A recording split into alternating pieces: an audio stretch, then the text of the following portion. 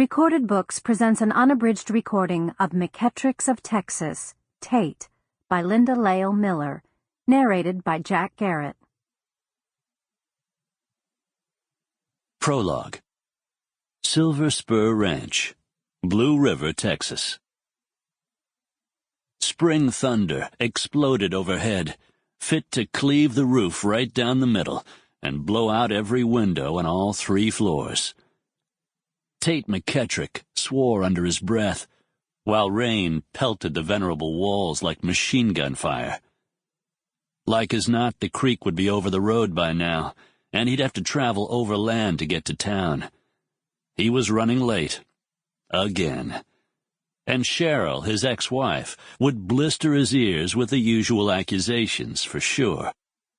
He didn't give a damn, she'd say, about their delicate twin daughters, because he'd wanted boys, as rough and tumble as he and his brothers had been. That was her favorite dig.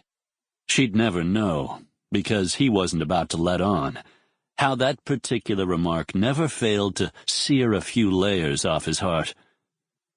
He would literally have died for Audrey and Ava. The twins were the only redeeming features of a marriage that should never have taken place in the first place.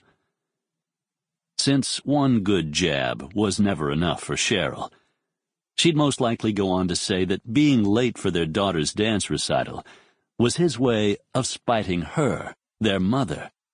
He'd used his own children, she'd insist. He knew she hated it when he was late. Yada, yada, yada. Blah, blah, blah.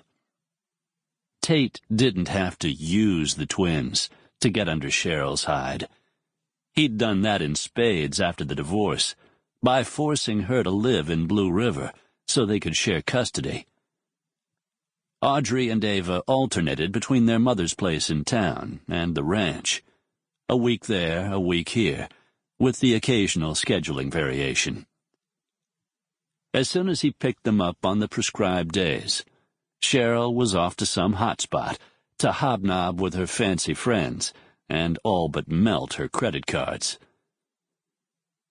Tight-jawed with resignation, Tate plunked down on the edge of his bed and reached for the boots he'd polished before shedding his rain-soaked range clothes to take a hasty shower. Clad in stiff new jeans and the requisite long-sleeved white western shirt, the cowboy version of a tux, he listened with half an ear to the rodeo announcer's voice, a laconic drone spilling from the speakers of the big flat screen. Sample complete. Ready to continue?